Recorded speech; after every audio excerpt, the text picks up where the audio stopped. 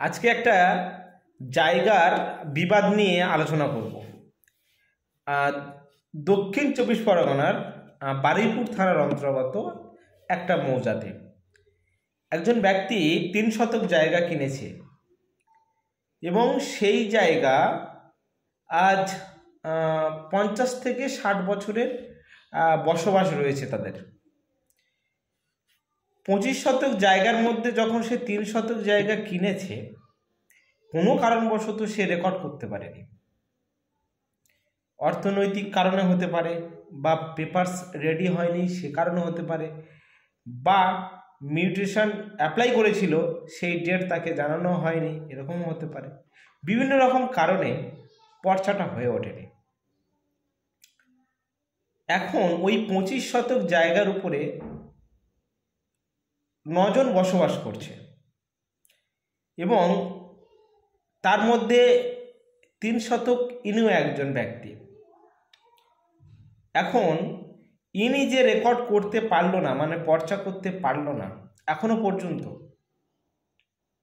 বাকি ওই ২৫ শতকের মধ্যে যে ৮ জন রয়েছে তারা কিন্তু বিশেষ কিছু ভূমিকা নিচ্ছে না। সে যে রেকর্ড করতে পারেনি, তার যে হেল্প করতে হবে, সেই দিক থেকে বাকি ৮ জন যারা রয়েছে এই ২৫ শতকের মধ্যে তারা কিন্তু বিশেষ কিছু ভূমিকা নিচ্ছে না। আমি বলতে চাইছি যে আমাদের পশ্চিমবঙ্গে তথা সারা ভারতবর্ষে সম্পত্তি বিবাদ একটা বিরাট ব্যাপার, এবং কোন এলাকায় নেই, কোন থানাতে নেই, কোন মৌজাতে নেই, কোন গ্রামে নেই, কোন শহরে নেই, কোন জেলায় নেই, কোন রাজ্যতে নেই, এটা যদি আমি বলি যে কোথাও নেই, বিরাট বড় ভুল হবে। মানে সর্ব জায়গাতে আমরা দেখতে পাবো বিবাদ রয়েছে, সম্পত্তি বিবাদ। হ্যাঁ, এবার সম্পত্তি বিবাদ বিভিন্ন ধরনের হয়।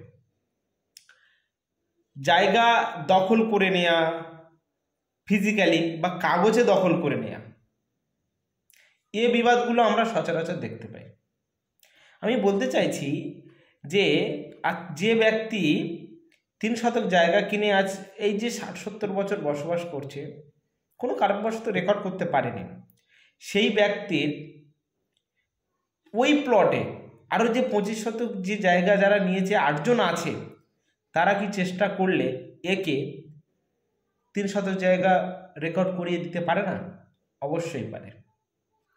এখন এই ব্যক্তি আমার কাছে এসেছিল, এখন সেই ম্যাটারটা আমি দেখলাম, এনার জন্য খতিয়ানে এতটুকু পর্যন্ত জায়গা পড়ে নেই যে সেখান থেকে কাটবে। সেই কারণে ইনি খুব হতাশ এবং খুব চিন্তিত। তো এই ব্যক্তির সমস্ত কাগজ আমি দেখেছি, দেখার পরে সমস্ত কাগজ আবার আমি এর এগেনস্টে সেগুলো তোলার জন্য আবেদনও করেছি। কিছু কিছু কাগজ বেরিয়ে গেছে, তো সেগুলো দেখতে হবে, ক্রস চেক করতে হবে কোথায় কি হয়েছে না হয়েছে। তবে হ্যাঁ, ইনি জায়গা অবশ্যই পাবে। এনার বসতি আছে, দলিল আছে, পসেশন যেটা রয়েছে সব কিছু এনার রয়েছে। শুধু যে খতিয়ান থেকে জায়গাটা কাটা হবে সেই খতিয়ানে জায়গাটা নেই, তাহলে ওই জায়গা ওই বাকি ৮ জনের নামে রেকর্ড হয়ে যেতে পারে, বা মালিক একজনের বেশি করে বিক্রি করতে পারে, অথবা এদের বিক্রি করার পরেও উনি এই জায়গাটা অন্য কাউকে পুরোটা বিক্রি করতে পারে। এরকম অনেক কিছু ইতিহাস বেরোতে পারে, এটা অনুমান করা যায়। যতক্ষণ না আমরা সমস্ত কাগজপত্র ক্রস চেক করব ততক্ষণ পর্যন্ত বোঝা যাবে না। সুতরাং এই ঘটনা সারা পশ্চিমবঙ্গ জুড়ে, ভারতবর্ষ জুড়ে সর্বত্রে কম বেশি হচ্ছে।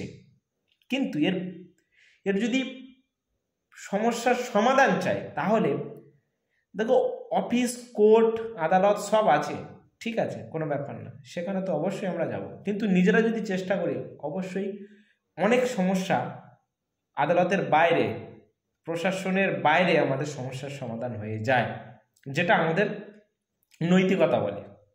আমরা একটা পাড়াতে থাকবো, বা একটা মৌজায় থাকবো, বা একটা ব্লকে থাকবো, আমরা যদি মনে করি যে স্বাচ্ছন্দ্যে বা শান্তিতে থাকবো, একে অপরের জায়গা পরিষ্কারভাবে রেখে, কেউ কারো জায়গার উপর উঠবো না, কেড়ে নেব না, সে ফিজিক্যালি হোক বা কাগজপত্রের দ্বারা হোক, তাহলে কিন্তু সেটা আমরা পারি, আমরা ট্রাই করলে সেটা আমরা পারি। আবার যদি মনে করি যে ওর সমস্যা হচ্ছে, আচ্ছা আমাদের তো সব ঠিকঠাক রয়েছে, তো ও জায়গাটা ঠিকঠাক হচ্ছে না কেন, কোথায় প্রবলেম আছে, আমরা এগিয়ে যাই, আমরা দেখি ওর সমস্যাটা কী। এর নাম তো একটা জীবন, যে প্রত্যেকের সমস্যাটা দেখা। নইলে পালিয়ে তো বিরাট কিছু জায়গা পাবো আমরা, মানুষ হিসাবে সেরকম কোনো জায়গা নেই।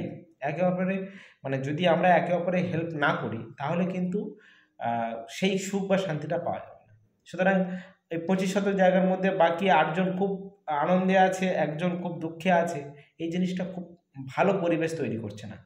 যদি ওই 8জন এগিয়ে এসে এর সমস্যাটা বোঝার চেষ্টা করে যে কোথায় প্রবলেম আছে, ওটা ঠিক করে দিই, ওই ফ্যামিলিটা বা ওই 25 মধ্যে যে 9জন পরিবার বা 8 থেকে 9জন যেটা পরিবার আছে, তারা প্রত্যেকে কিন্তু একে অপরের একটা ভালো সম্পর্ক তৈরি হবে। তো আমরা যদি ট্রাই করি এটা হবে, অবশ্যই হবে। কিন্তু এখানে ওনার মানে এই যে 3 যে আমি ঘটনাটা বলছি, এই ব্যক্তির কাছে আমি বললাম যে ওদেরকে বলে এটা এইভাবে ঠিক করা হোক। তো উনি বললো না, ওরা অতটা উৎসাহিত নয়। তা আমি বললাম যে ওনাদের জায়গা তো আমি নিচ্ছি না বা আমরা নিচ্ছি না, সুতরাং আমাদের জায়গাটা কোথায় প্রবলেম হয়েছে ওরা আসুক, আমাদেরকে একটু দেখাক, বোঝাক, কারণ ওরা তো ওদেরটা নিয়ে বসে আছে। তো বললো কোনো সহযোগিতা করবে না। সুতরাং সেই দিক থেকে আমাদের সমস্ত কাগজ বা ডকুমেন্ট রেডি করতে হচ্ছে।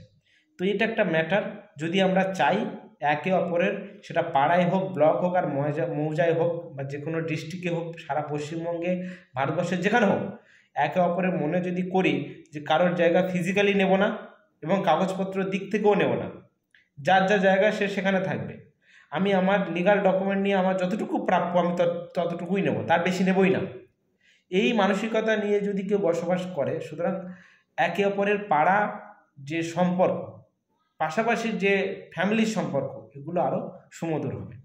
সুতরাং সম্পত্তি বিবাদ কমানোর চেষ্টা করো। সবাই এই সামান্য জিনিস নিয়ে একে অপরের চিন্তা বাড়িয়ে দেবে, হতাশ হয়ে যাবে, অনেক টাকা পয়সা, হ্যারাসমেন্ট, সব কিছু ক্ষতি তার, যা সিস্টেম। তো সেই দিক থেকে যতটা পারবে পাড়াপড়শি বা ফ্যামিলি যারা তার আশপাশে আছে হেল্প করার চেষ্টা করো, সে যেন কোনো সমস্যায় না পড়ে, তাহলে বিবাদ কমবে, সাথে সাথে নিজেদের সম্পর্ক ভালো থাকবে।